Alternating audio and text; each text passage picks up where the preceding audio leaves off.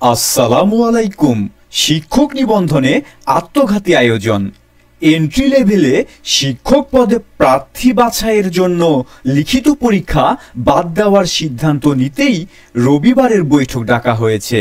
শুধু এমসিকিউ নেওয়ার সব আয়োজন চূড়ান্ত করা হয়েছে, যুক্তিও খাড়া করা হয়েছে।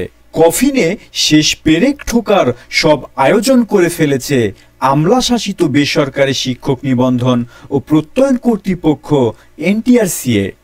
বিএনপি সরকারের হাতে 2005 খ্রিস্টাব্দে প্রতিষ্ঠাকাল থেকেই চালু ছিল শিক্ষক পদে প্রাক যোগ্যতা নির্ধারণী সনদ পেতে আগ্রহীদের জন্য লিখিত পরীক্ষার বিধান।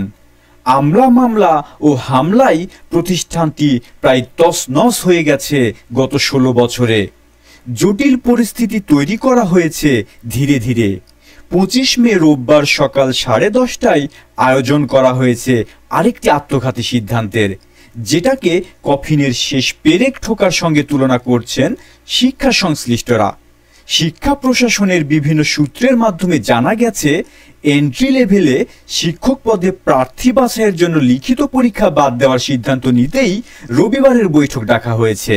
শুধু এমসিকিউ নেওয়ার সব আয়োজন চূড়ান্ত করা হয়েছে, যুক্তিও খাড়া করা হয়েছে।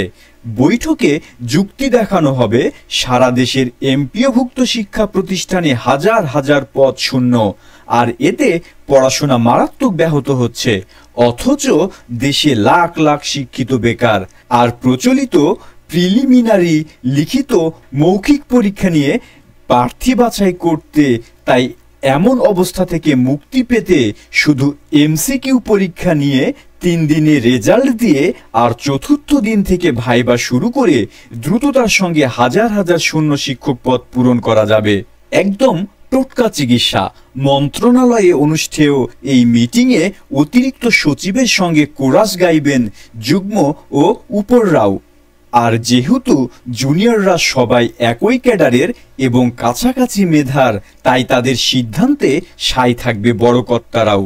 অন্য ক্যাডারের যারা অংশ নেবেন রবিবারের বৈঠকে, তারা মনোযোগী শ্রোতা হয়ে থাকাকেই শ্রেয় মনে করবেন বলে অগ্রিম খবর পাওয়া গেছে শিক্ষা প্রশাসনের নানা ধাপে তককে তককে থাকা দৈনিক শিক্ষার সাংবাদিকরা।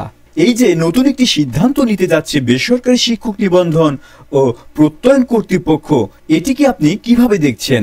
শুধুমাত্র এমসিকিউ পরীক্ষার মাধ্যমে শিক্ষক নিয়োগ দিলে কতটা মেধাবী শিক্ষক পাওয়া যাবে বলে আপনি মনে করছেন? এখানে কি সত্যি লিখিত পরীক্ষার কোনো গুরুত্ব নেই? আপনার মতামত অবশ্যই কমেন্ট করে জানাবেন। এই বিষয়ে সর্বশেষ আপডেট জানতে আমার চ্যানেলে চোখ রাখুন, সাবস্ক্রাইব করুন। ধন্যবাদ সবাইকে।